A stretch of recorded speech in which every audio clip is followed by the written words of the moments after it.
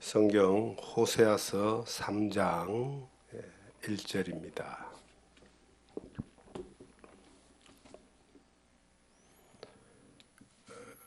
여호와께서 내게 이르시되 이스라엘 자손이 다른 신을 섬기고 금포도 과자를 즐길지라도 여호와가 그들을 사랑하나니 너는 또 가서 타인의 사랑을 받아 음녀가 된 그 여자를 사랑하라 하시기로. 아멘. 죄인을 향한 하나님의 사랑이라는 제목으로 호세아서 3장 1절의 말씀을 통해서 우리에게 주신 하나님의 은혜를 함께 나누기를 원합니다. 하나님의 사랑은 우리가 가지고 있는 상식과 지식으로는 도무지 이해할 수 없는 그러한 깊이가 있고 오묘함이 있습니다.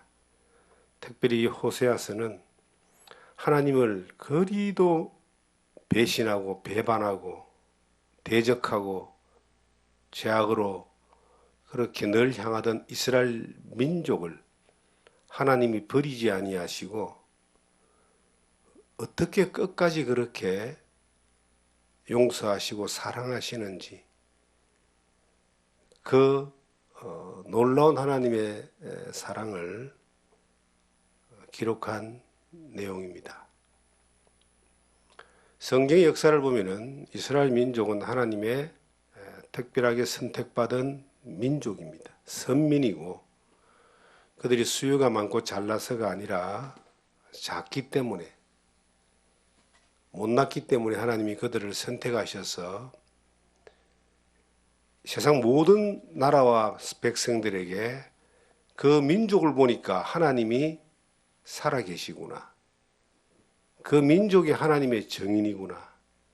그 이스라엘 민족을 보니까 하나님이 이 죄인들을 향한 세상을 향한 사랑이 어떤 것인가를 알게 해주는 하나님의 정인으로 이스라엘 민족을 선택했습니다. 그런데 이스라엘 민족은 너무나 자주 하나님을 대적하고 배신합니다. 하나님의 그 사랑을 너무나 많이 받고도 그들은 계속 하나님을 배신합니다. 400년 동안 애굽에 종살이를 하고 난 이후에 그들이 민족이 말살될 뻔했던 그러한 위기에서 하나님이 모세를 통해서 이스라엘 민족을 출애굽을 시켜서 10가지의 재앙을 애굽의 땅에 베풀고 하나님의 전능하심을 보여주고 그들이 홍해를 건너서 광야에 들어왔는데 그곳에서 며칠 지나지 않아 음식 때문에 자기가 먹었던 음식이 아닌 새롭게 광야에서 먹는 만나라고 하는 음식이 처음에는 달고 맛있었는데 자꾸 먹다 보니까 지겹고 이것이 이제 불편해져서 탁한 음식으로 바뀌고 불평하기 시작합니다. 물이 없다고 불평하고 길이 험하다고 불평하고 계속 불평불만을 해대고 하나님을 대적합니다. 하나님 이스라엘 민족을 위하여 모세에게 10계명을 주시는데 그 모세가 잠깐 자리 비운 사이에 이스라엘 민족은 우리를 인도한 신을 만들자 그래서 금송아지를 만듭니다. 막 계속 대적하는 역사가 나타납니다. 그런데 이것이 광야 40년에서만 있은 것이 아니고 이스라엘 민족 전체 가운데서 나타나게 되는 거예요. 이스라엘이 이제 다윗 이후에 왕정 시대 이후에 여러 남북으로 나눠지고 이스라엘이 여러 왕들을 거치면서 북쪽 이스라엘은 하나님을 경외했던 왕이 한 명도 없었고 그래서 그들이 망하잖아요. 남쪽 유다에도 계속 하나님을 대적하는 세력들, 왕들이 일어나게 됩니다. 그들을 향한 하나님의 그 사랑은 정말 하나님의 놀라운 인내라고 보거든요.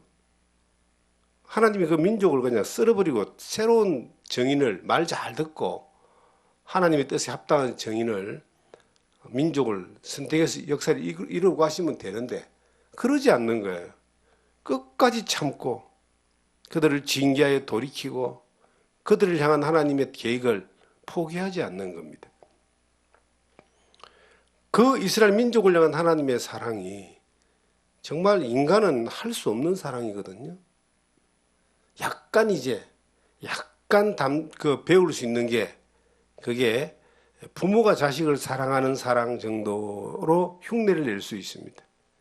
저도 자식을 키워보니까 자식이 아무리 잘못해도 자식을 갖다 버리지는 못하겠더라고요. 끝까지 책임지고 끝까지 교훈하고 인내하고 기도하고 그리고 그 자식이 정말 바른 길로 가게 하기 위해서 그토록 많이 용서를 하는 거예요.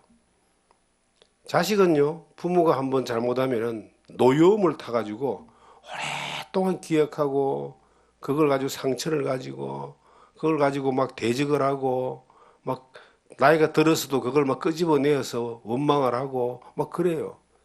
근데 내가 부모가 돼 보니까 부모는 자식이 어떤 잘못을 해도 어떤 짓을 했다 할지라도 다 까먹어요. 다 용서하는 거예요. 너만 잘 되면 된다. 그것도 이제 어느 정도 무게가 도가 지나쳐 버리면은 관계가 또 허물어질 수 있지만 적어도 부모는 자식에 대하여 그런 짝사랑, 끊임없는 짝사랑, 용서, 이해, 기다려줌 그런 것들이 그게 본능적으로 일어나는 것을 저는 인생을 살면서 경험했습니다. 그래도 부모는 또 인간인지라 나이가 들고 시간이 지나고 더 큰 어려움이 오고 힘듦이 오면 또 관계가 이렇게 안 좋아질 수가 있잖아요. 근데 하나님은 그렇지 않다라는 거예요. 끊임없이 대적해도 하나님이 기다려주고 끊임없이 죄악을 범해도 하나님이 참아주고 그들을 돌아올 때까지 기다리고 돌아오게 하시고 용서하시고 다시 하나님의 사랑의 품으로 안아주시는 이런 놀라운 사랑이 이 성경 전체 가운데 흐르는 하나님의 사랑입니다. 이스라엘 민족은 그 하나님의 살아계심에 대한 정인으로만 존재하는 것이 아니라 하나님이 어떤 사랑을 하시는가를 보여주는 그 정인으로 또 그들은 본보기로 그들은 역사 가운데 존재하고 있습니다. 하나님은 이스라엘 민족에 대한 사랑을 나타내기 위하여 호세아라고 하는 사람에게 음란한 여인을 취하여 결혼을 하라 그럽니다. 자식을 놓습니다. 그런데 음란한 여인을 취해가지고 이제 결혼해서 자식을 놓는데 이 여인이 다시 바람이 나가지고 또 떠나버리는 거예요. 그래서 다시 하나님이 그 호세아에게 그 여인을 돈을 주고 사서라도 데리고 와라 해서 또 데리고 와서 다시 이렇게 가정을 이루는 거예요. 그 내용을 지금 쭉 설명하면서 그 음란한 여인이 이스라엘 민족이다. 그 민족이 그토록 하나님을 배신하고 우상을 섬기고 죄악을 즐겨하는데 그들을 떠나갔는데 하나님 떠나갔는데 그들을 다시 하나님이 값을 주고 사서 데리고 와서 다시 아내로 삼고 그 사랑을 하는 이것을 이스라엘 민족이 빗대어서 지금 말씀하고 있는 겁니다. 이 3장 1절에 여호와께서 내게 이르시되 이스라엘 자손이 다른 신을 섬기며 금포도 과자를 즐길지라도 여호와가 그들을 사랑하나니 너는 또 가서 타인의 사랑을 받아 음녀가 된 그 여자를 사랑하라 하시기로. 음란한 여자였는데 그들을 사랑하여 자식을 낳았는데 또 음란을 쫓아 떠나간 그 여인을 다시 데리고 와서 다시 사랑하라고 하는 거예요. 이게 하나님의 사랑입니다. 얼마나 놀라운 이 깊은 사랑이고 한편으로 얼마나 슬픈 짝사랑입니까? 혼자만 사랑하시는 거잖아요. 그 음란한 여인은 고멜이라는 이 음란한 여인은 그렇게 많은 사랑을 주고 그렇게 많은 참고 기다려도 끝까지 계속 음란한 짓을 하는 거예요. 근데 하나님은 그를 다시 데리고 와서 사서 와서 다시 사랑하라. 이게 하나님의 정말 놀라운 짝사랑입니다. 이건 이스라엘 민족을 향한 사랑뿐만 아니라 인류에 있는 모든 죄인들을 향한 하나님의 사랑입니다. 하나님이 세상을 이처럼 사랑하사 독생자를 주셨으니 이는 저를 믿는 자마다 멸망치 않고 영생을 얻게 하려 하십니다 했던 요한복음 3장 16절의 그 놀라운 말씀이 하나님의 놀라운 짝사랑을 가장 잘 표현한 하나님의 성경 말씀입니다. 하나님만 사랑하신 거예요.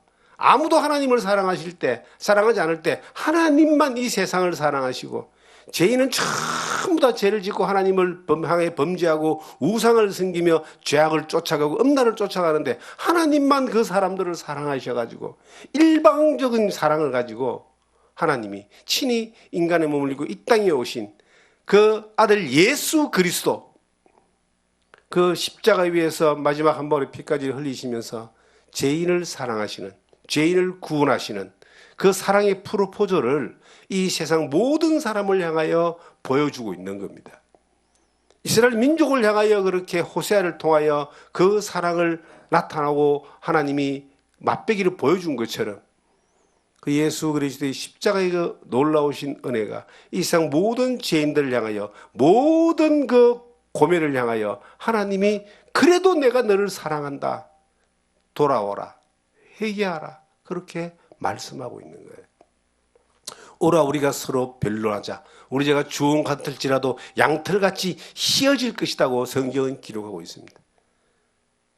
주님 앞에 나오면, 하나님이 나를 사랑하신 그 자리에 나오면은 어떤 죄도 하나님이 다 갚아주시고 사해주시고 용서해주시고 그렇게 다시 사랑을 회복시켜 주신다라고 하는 것이, 이것이 하나님의 사랑입니다. 저는 그 하나님의 사랑이 나에게 없었다면 나는 어떤 사람이 되었을까를 생각해 봅니다. 저는 비교적 어린 나이에, 젊은 나이에 이 하나님의 사랑을 발견했습니다. 하나님이 그 놀라운 사랑을 발견하고 난 이후에 무거운 죄에서 해방이 되었습니다. 인생에 사는 목적이 잠깐 있다가 사라지는 썩어지는 황금이 아니라 영원한 생명이라는 이것으로 바뀌어졌습니다. 사는 이유가 나를 위해 사는 것이 아니라 나를 위해 십자가에 죽으신 예수 그리스도의 그 기쁨을 위해서, 그 주님이 사랑하신, 나를 사랑하신 그 사랑을 또 다른 사람에게 전가하는 통로로 살기를 바라는 마음으로 바뀌어졌습니다. 그 사랑이 일방적으로 나에게 왔거든요. 제가 하나님 믿으려고 애쓴 것도 아니고, 믿을 수 있는, 그 사랑을 믿을 수 있는 환경 가운데 살지 않았습니다. 저희 집안은 무신론자였습니다. 아무도 나를 교회 가자고 전도한 적이 없습니다. 내 주변에 성경이라는 것을 가지고 있는 사람이 없었어요. 우상을 섬기고 조상을 섬기고 죄악을 행하고 세상에 사는 가치관 가운데 그렇게 살았던 삶이었는데, 어느 날 이 하나님 말씀을, 복음을 듣게 된 거예요. 그것도 너무나 극적으로. 이제 청년이 되고 인생의 멋있는 꿈을 펼치기 위해서 그 부산역에서 마지막 밤차를 타고 친구 한 명하고 서울로 올라갔는데, 새벽 6시에 그 서울역에서 떨어졌는데, 그 자리에서 이전에 내가 친하게 지냈던 친구를 만난 거 아니겠습니까?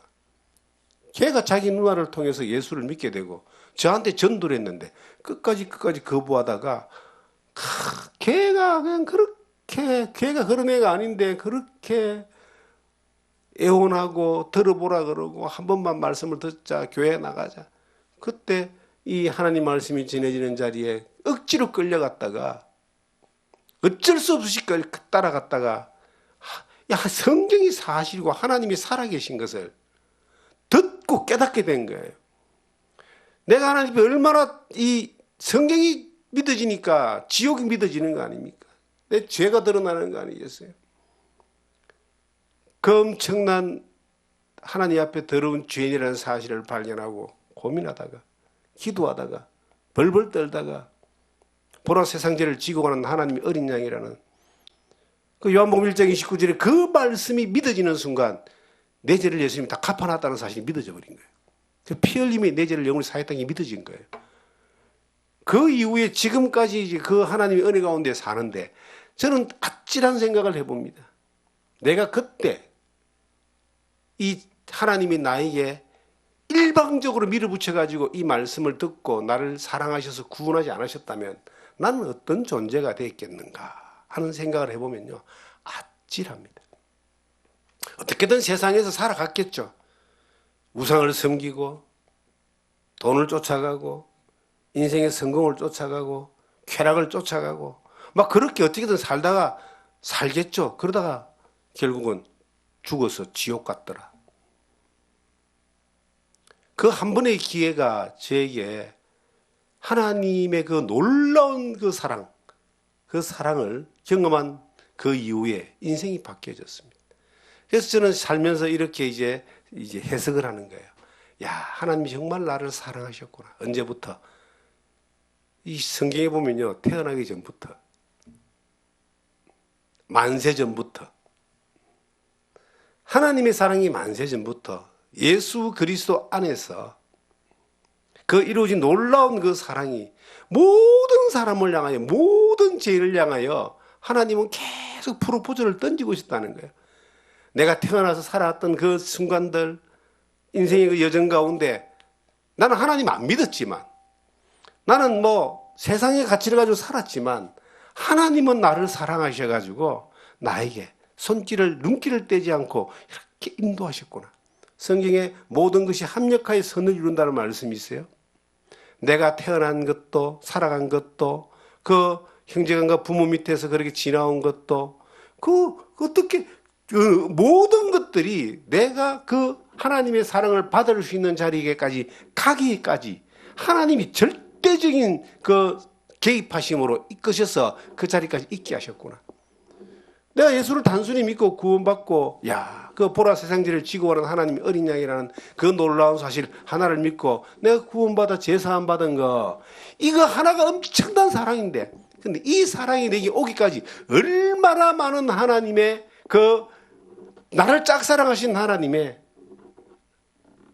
그 놀라운 개입하심과 인도하심과 그 연출하심이, 이끄심이 그 사랑 가운데 있었는가를 어느 날 다 발견하니까요, 한 단어가 이해가 되더라고요. 하나님이 세상을 이처럼 사랑하사, 이처럼이라는 단어가 이해가 되고 큰 은혜가 됐어요. 이처럼이 십자가 위에서 나를 위해 피 흘려 죽어주기까지 한 그 사랑의 그 놀라운 그 가치를 이처럼이라고 기록된 것이 믿어진 것뿐만 아니라 내가 그 사랑을 받을 수 있기까지 인생을 하나님이 인도하시고 이끄시고 함께 하시고 그 자리까지, 그 짧은 인생이지만 그 평생을 이끄셔서 그 들을 수 있고 믿을 수 있는 자리에 오게까지 하신 이 놀라운 사랑이, 이게 그냥 우연히 저절로 된 것이 아니라 우리를 짝사랑하신, 나를 그토록 사랑하신 그 하나님이 그렇게 만드셔서 그 자리에 오게 하신 것이다 하는 사실이 어느 날 다 그 이처럼이라는 단어 하나에 깨달아지니까요, 내가 얼마나 하나님 앞에 존귀한 존재인가라고 하는 것이 믿어지고, 내가 얼마나 하나님 앞에 소중한 존재인가라고 하는 사실이, 얼마나 비싼 대가를 지불받은 이 하나님의 사랑 덩어리인가라고 하는 사실이 믿어지니까 굉장한 자존감이 올라가는 것뿐만 아니라 내가 이 땅에 살면서 함부로 살면 안 되겠구나, 하나님의 사랑에 합당한 사람으로 살아야 되겠구나 하는 마음들이 더욱더 다져지는 겁니다.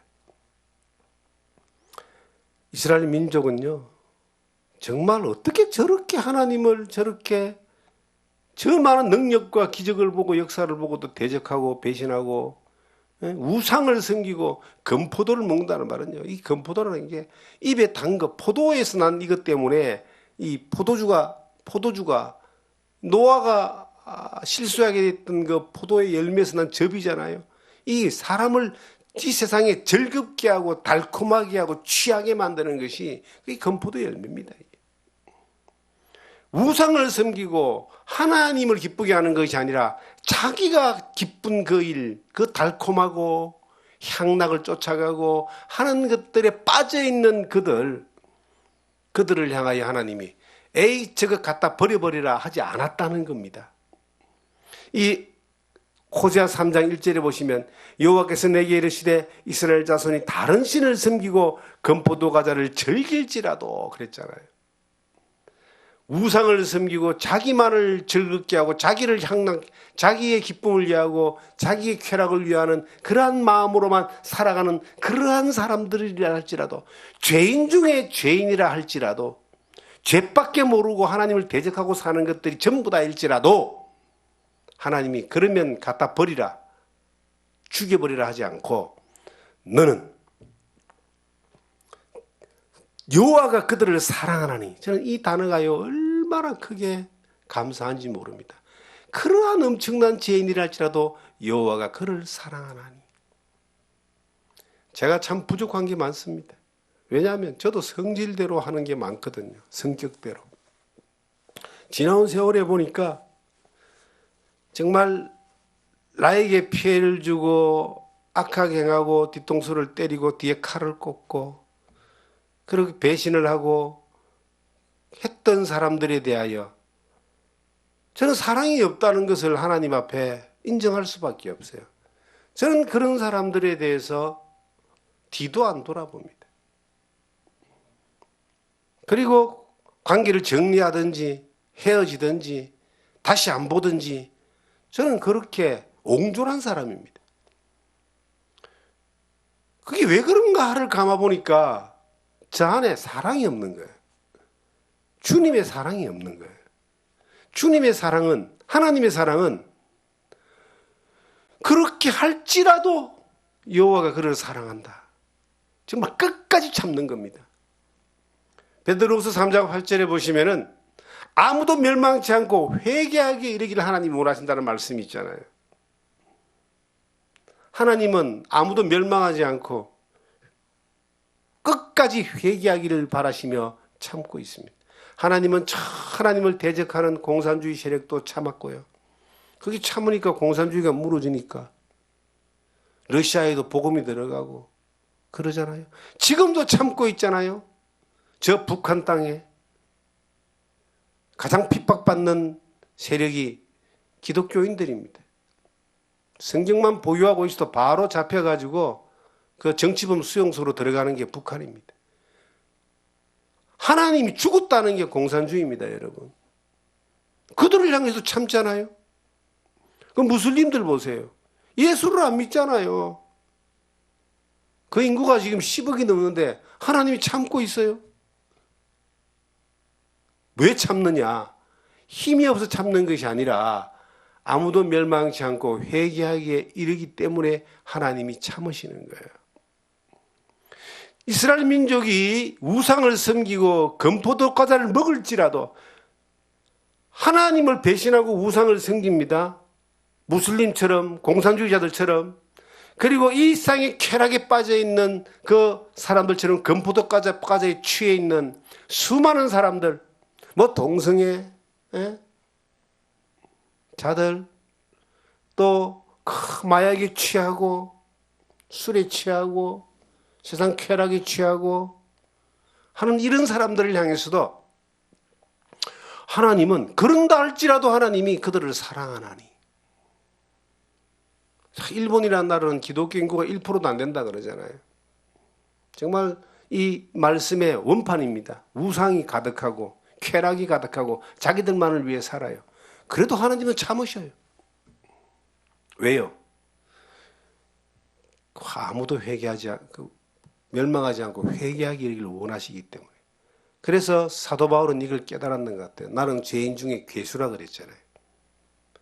죄인 중에 괴수였는데 하나님이 참아주셔가지고 부르셔가지고 다메섹에서 주님을 만나게 하시고 예수 믿는 사람뿐만 아니라 예수를 전하는 복음의 전파자로 그가 살아간 겁니다.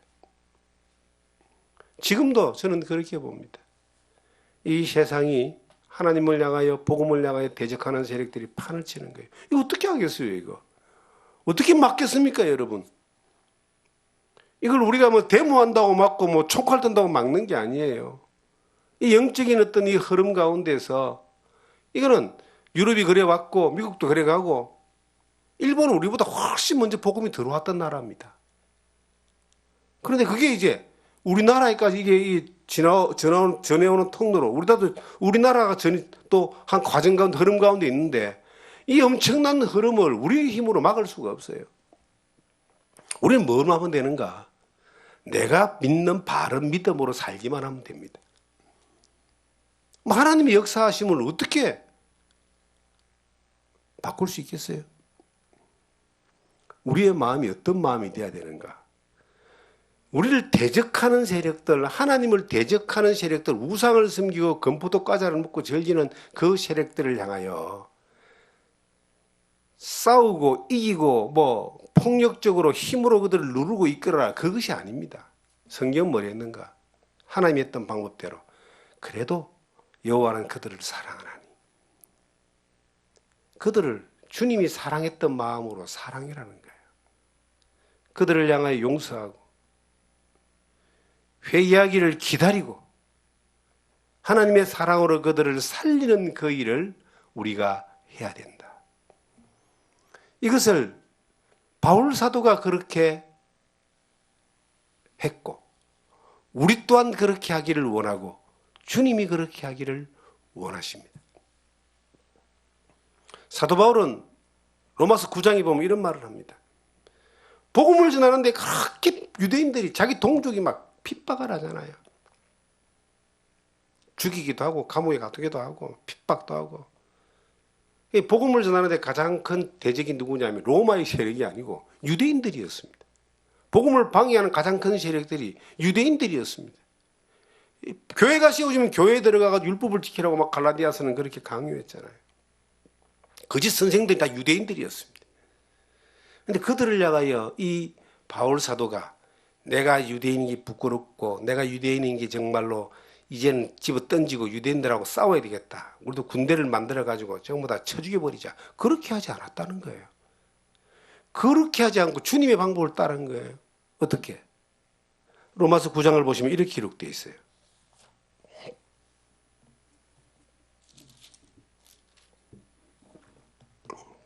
9장 1절부터 보시면 내가 그리스도 안에서 참말을 하고 거짓말을 아니하노니 나에게 큰 근심이 있는 것과 마음에 그치지 않는 고통이 있는 것을 내 양심이 성령 안에서 나와 더불어 증언하노니 나의 형제 곧 골육의 친척을 위하여 내 자신이 저주를 받아 그리스도에게 끊어질지라도 원하는 바. 자기가 내가 나를 핍박했던 그 유대인들, 자기 골육들, 자기 친척들 그들이 싸워서 이기고 쳐부수고 그냥 갖다 버리는 것이 아니고 저주하는 것이 아니고 그들에게 이 복음이 들어가기 위해서 하나님이 그렇게만 해주신다면 내가 그리스도에게 끊어질지라도 쉽게 말하면 내가 지옥 갈지라도 갈 일도 없겠지만은 이 말이에요. 내가 죽을지라도 이 말입니다. 그들에게 이 예수의 복음이 전해지기를 원하노라. 이게 하나님의 마음을 깨달은 사람의 자세고 그 믿음의 모습입니다. 사도행전 7장에 보시면 스데반이 나옵니다. 스데반이 자기 동족들에게 막 복음을 전하는데 유대인들이 마음에 분해가지고 돌을 들고 스데반을 때려 죽였습니다. 스데반은 그 죽는 그 자리에서 하나님 우편에 계신 예수님을 보잖아요. 그리고 그가 말합니다. 저들의 죄를 저들에게 돌리지 말게 하옵소서. 정말 이것이 하나님의 마음, 하나님의 사랑을 받은 사람, 또 그 사랑을 닮아서 전하는 사람의 자세인 거예요. 우리를 대적한다고 해서 칼 들고 싸우는 게 아닙니다. 그들을 향하여 하나님 긍휼을 베풀어 주시고 그들을 회개케 하여 회복해 주시고 하나님 그들이 우리와 같은 예수를 믿게 하기 위해서 내가 끊어질지라도 그렇게 하여 주시옵소서라고 하는 것이 하나님의 그 사랑을 받은 하나님의 그 놀라운 짝사랑을 경험한 사람들이 가져야 되는 바른 자세고 태도라는 것을 저는 이 성경을 통해서 깨닫게 됩니다. 이스라엘 민족은 어디까지 했습니까, 여러분? 마가복음 9장에 보시면은 어떤 사람, 마가복음 9장 한번 보겠습니다. 마가복음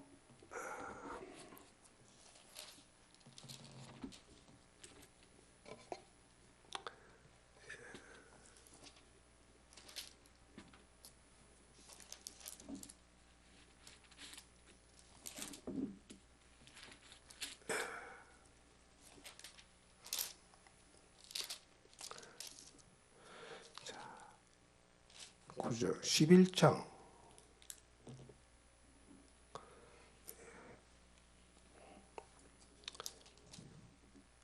12장입니다. 12장 1절부터 보시면 예수께서 비유로 그들에게 말씀하시되 한 사람이 포도원을 만들어 산 울타리로 두르고 접자는 틀을 만들고 망대를 지어서 농부들에게 새로 주고 타국에 갔더니 12장 2절입니다. 이제 때가 이르매 농부들에게 포도원 소출이 얼마를 받으려고 한 종을 보내노니 그들이 종을 잡아 심히 때리고 거저 보내었거늘 쭉 넘어가서요. 7절에 보시면 그 농부들이 서로 말하되 이는 상속자니 자 죽이자 그러면 그 유산이 우리의 것이 되리라 하고 이에 잡아 죽여 포도원 밖에 내어 던졌느니라. 포도원 주인이 어떻게 하겠느냐. 여러분 포도원 주인이 이제 하나님이고요. 이 포도원은 이스라엘의 민족들에게 맡겨서 이제 이걸 다 하라 했는데 그들에게 많은 것들을 하나님이 주시고 이제 세를 좀 받으려고 종들을 보냈습니다. 하나님이 종들을. 이제 구약 시대에는 이사야, 에레미야 뭐 이런 선지자들을 보낸 거예요. 다 잡아 죽였어. 그러니까 그 주인이 마지막에는 아들을 보냈어요. 아들도 죽여버렸어요. 우리 거 만들라고. 자 이제 죽여야 우리 거 된다. 예수 그리스도를 보냈는데 죽여버렸잖아요. 하나님이 그 이스라엘 민족을 어떻게 해야 될까요? 우리 같으면 당연히 그냥 가루로 만들어버려야죠. 근데 이스라엘 민족은 지금도 있잖아요. 저 이스라엘 땅에. 그들이 회개하기를 이러며 참고 기다리는 분이 하나님의 사랑입니다. 하나님의 성품입니다. 근데 이 성품을 내가 정말 닮아야 되는 성품이거든요. 그 성품을 깨달은 사람은 그렇게 바울처럼 자기 민족에게 복음이 들어가기 위해서 골육에게 들어가기 위해서 내가 끊어질지라도 그렇게 해달라 그러고 스데반처럼 저들의 죄를 저들에게 돌리지 말라고 죽어가면서도 그들을 원망하지 않고 저주하지 않고 그렇게 가잖아요. 주님께서도 저들의 죄를 저들에게 돌리지 말라고 말씀하셨잖아요. 우리가 그 사랑을 받은 사람이 우리 어떻게 해야 될까요? 그런데 저는 그 사랑이 부족한 거예요. 저는 정말 나에게 그 사랑이 부족한 걸 고백할 수밖에 없어요. 저에 대한 어떤 제가 그런 불이익을 당하고 손해를 보고 공격을 당하고 까닭없는 어려움을 당하고 핍박을 당할 때에 바울 같은 마음, 주님 같은 마음, 하나님의 그 사랑의 마음을 그 짝사랑하는 마음을 조금이라도 나에게 있었는가? 저는 약간 냄새만 좀 풍긴 것 뿐이지 거의 없습니다. 저도 냉정하리만큼 대적하고 아니면 외면하고 정리해버리고 떠나버리고 그렇게 온 거예요. 이제 주님 앞에 그 모습을 회개하는 겁니다. 주님. 그 주님 사랑을 그 사랑이라는 것이 그냥 나에게 잘해주는 사람 잘해주고 어려운 사람 도와주고 필요한 거 갖다 주고 나하고 친한 사람 좀 이렇게 아끼고 사랑하고 그 사랑이 성경에서 말하는 사랑이냐? 그 사랑이 아니에요. 그건 누구나 다 해요. 그거는 나한테 좋아하는 사람 나도 잘해주고 어려운 사람요 예수 안 믿는 사람도 잘 도와줘요. 여러분 이 세상에 기부를 제일 많이 한 사람은 예수 믿는 사람이 아니에요. 예수 안 믿는 사람들이. 우리나라에도 마찬가지예요. 지금 기부를 제일 많이 하는 사람은 예수 안 믿는 사람도 잘해요. 여러분 저 복지관에 가면 봉사하는 사람들요 예수 안 믿는 사람들이 얼마나 잘하는지 몰라요. 그런 사랑은 누구나 하는 사랑이고 어지간하면 다 하는 사랑인데 이 성경에서 말하는 하나님의 사랑, 내가 너희를 사랑한 것 같이 너희도 서로 사랑하라는 그 사랑이, 너희에게서 요구하는 그 사랑이 어떤 사랑이겠냐를 이 성경을 통해서 볼 때, 내 지나온 시간들을 통해서 볼 때 이 호세아서 3장 1절에 나오는 그 사랑이구나. 여호와 그들을 사랑하는, 너는 가서 타인의 사랑을 받아 음녀가 된 그 여자를 사랑하라. 나에게 엄청난 상처를 주고 배신을 주고 나에게 모욕을 줬던 그 사람까지도 사랑하는 그 사랑이 주님이 우리에게 사랑하러 한 그 사랑이에요. 스데반이 그 도리마에 죽으면서 저들의 죄를 저들에게 돌리지 말게 하옵소서. 그 저들을 정말 몰라서 그럽니다. 저들에게 복음이 들어가기를 원합니다. 그 자리에 있던 사울이라는 청년이 나중에 사도 바울이 되는 거예요. 그 사랑이 그렇게 전개될 때 성령의 역사가 나타나고 하나님의 능력이 나타나는 겁니다. 나에게 그런 것들이 적어 없는 거예요. 그래서 어느 날 제가 마음을 바꿨습니다. 마음을 바꾸면 삶의 태도가 또 바뀔 수가 있어요. 마음을 바꾼다는 게 회개하는 겁니다. 내가 잘못한 거 인정합니다, 하나님. 잘못했습니다, 하나님. 주님의 가르친 그 사랑,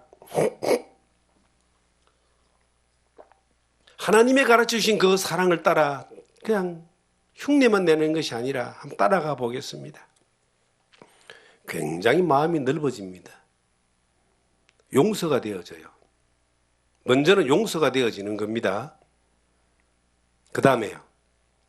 그 사랑을 전달하고자 하는 그러한 액션, 태도가 나옵니다. 이 마을에 이제 우상을 섬기는 사람들이 좀 많아요. 이상한 법당, 굿당, 불당 참 많습니다. 그들을 향해서 어떤 대적하고 그들을 이기고 영적으로 위에 서는 그러한 자세를 가지고 살아왔습니다. 실질적으로 그들을 향해서 밀리지 않고 이기고 대적하고 그리고 짓누르고 하는 그런 것들이 돼요. 교회 자체가 하나님의 그 은혜가 있고 성령의 역사가 있으니 되는데 어떤 마음이 제게 없었느냐. 그런 우상을 섬기는 사람이라 할지라도 하나님이 그들을 사랑한다. 그 마음이 없는 거예요. 그래서 그 마음을 가지기로 했어요. 언젠가. 그래서 막 거슬리는 것들이 있어도 그걸 대적하고 이기고 짓누르려고 하는 것이 아니라 저렇게 하는 존재랄지라도 저들도 하나님의 사랑을 믿어야 되고 받아야 되고 예수 믿고 구원받아야 된다. 하나님 저들을 긍휼히 여기 주시옵소서. 저들이 이전에는 파괴되고 무너지고 떠나가고 망할지어다라고 하는 기도가 나왔는데 이제는 저들에게도 예수의 사랑으로 하나님의 능력으로 하나님의 사랑으로 예수 그리스도의 복음이 들어갈 수 있고 영생의 진리가 들어갈 수 있도록 하나님 긍휼히 여기주옵소서. 인도해 주시옵소서. 이것이 나오는 거예요. 이전에 그 지나왔던 시간들 가운데서 제가 어려움을 당했던 많은 순간들이 있습니다. 그래서 저는 간단하게 그냥 정리하고 떠나버리고 지나가 버리고 다시는 생각하지 않고 그래야 힘이 덜 드니까. 그러나 용서가 안 돼요. 어떤 마음이 있는가? 그래, 너가 이 땅에서 그 모든 대가를 다 받을 거야. 하나님 아시죠? 이 땅에서 안 받으면 주님 앞에 가서도 받겠죠. 제 억울함을 아시죠, 하나님? 하나님이 해결해 주세요. 원수 갚는 것도 하나님 손에 있고 모든 걸 아시는 하나님이 다 그렇게 심판하실 줄 믿습니다. 하고 속 편하게 가버리는 거예요. 내가 원수 안 갚고 내가 대적 안 하고. 근데 그 마음이 얼마나 못된 마음이에요. 하나님의 사랑을, 하나님의 그 짝사랑을 받은 사람이, 하나님의 그 죄인을 향한 그 사랑을 알고 있는 사람이, 그걸 전해야 된다는 사람이 가져야 할 태도냐 이 말입니다. 그것이 태도가 아니더라고요. 성경 요한일서 보시면 이런 말씀이 있어요. 요한일서에 보시면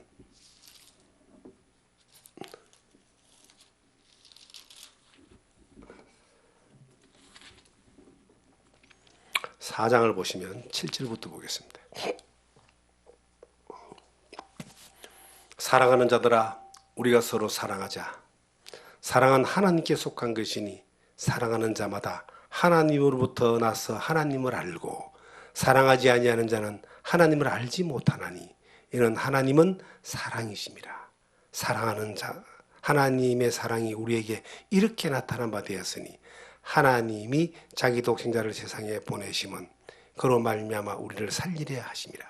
사랑은 여기에 있으니 우리가 하나님을 사랑한 것이 아니요 하나님 우리를 사랑하사 우리 죄를 속하기 위하여 화목제물로 그 아들을 보내주셨습니다. 사랑하는 자들아 하나님이 이같 이같이 우리를 사랑하시던즉 우리도 서로 사랑하는 것이 마땅하도다.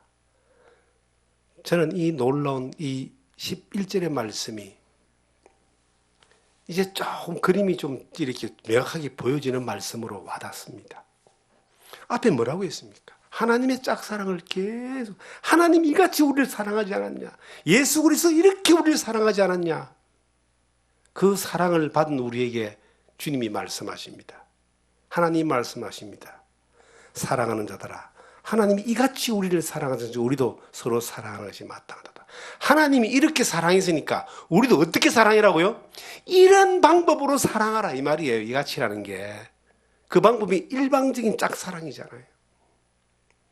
그 사랑에 엄청난 배신을 당하고 고난을 당하고 모욕을 당하고 그렇게 공격을 당했다 할지라도 주님이 그들을 용서했던 것처럼 하나님이 그들이 끝까지 회개하여 돌아오게 하기 위하여 그래도 사랑이라고 했던 것처럼 우리에게도 그렇게 특별히 하나님 말씀을 전하는 사람에게, 사역자에게 그렇게 보여주라고 말씀하고 있는 거예요.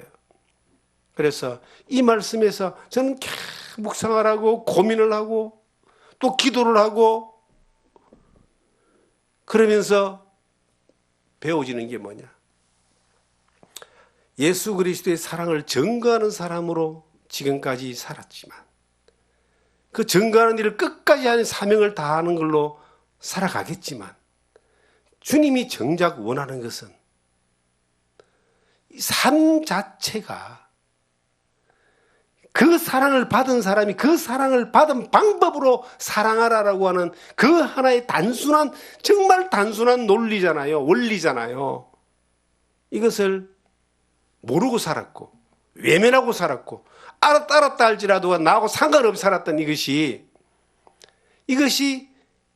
하나님의 사랑을 받은 사람으로서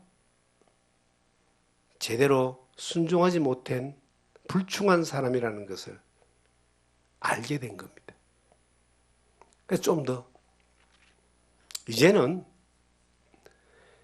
주님이 이같이 사랑한 것처럼 나도 이같이 사랑하라고 한 것들을 깨달아졌잖아요. 이제 이 같은 사랑을 전하라가 아니라 전하는 걸 지금까지 해왔어요. 이 같은 사랑을 말로 풀어가지고 의문점이 있는 사람들이 가르치는 사랑을 지금까지 해왔어요. 그렇게 된 것인 양 그렇게 해왔어요. 그런데 그렇게 못 됐고 그렇게 했잖아요. 안 되고 이제는 어떻게 해야 될까요? 그러한 사랑을 하는 사람으로 평생을 살자. 앞으로 남겨진 시간들, 이곳에 살아가는 시간들 가운데서 주님이 이같이 사랑한 것을 그같이 사랑하는 삶을 실천하면서 살자. 저는 인간적으로 조금 이렇게 성품이 호전적인 사람이었습니다. 이 호전적인 게 복음을 전하는 호전적인 것들로 이게 이제 접목이 돼가지고 겁없이 그냥 지금까지 달려왔습니다. 호전적이다 보니까 날카롭잖아요. 이겨야 되니까. 그런데 이기는 방법이 아니라 이제는 사랑을 이같이 나타내 보이는 방법을 선택해야 된다. 그래야지. 이걸 깨닫게 해주신 거예요. 호세아서를 통해서, 요한일서를 통해서. 그렇게 우리가 주님의 사랑을 갚았던 사람으로 우리도 우리를 향하여 대적하는 사람들을 향하여 그 끊임없는 짝사랑으로 그들이 몰라줘도 상관없어요. 우리도 내가 주님에게 가기까지 그렇게 오랫동안 짝사랑하시면서 하나님이 모든 걸 이끄시고 참으시고 이끄셔서 예수를 믿게 하시고 그 사랑 안에 들어오게 하셨던 것처럼 우리도 끝까지 그 사랑의 방법으로 기다리고 그 사랑을 끊임없이 짝사랑으로 보내는 그 삶을 우리에게 살기를 원한다라고 하는 것을, 그렇게 살아낼 수 있는 사람이 되기를, 여러분과 제가 그렇게 될 수 있기를, 그렇게 살아낼 수 있기를 주님의 이름으로 부탁드립니다.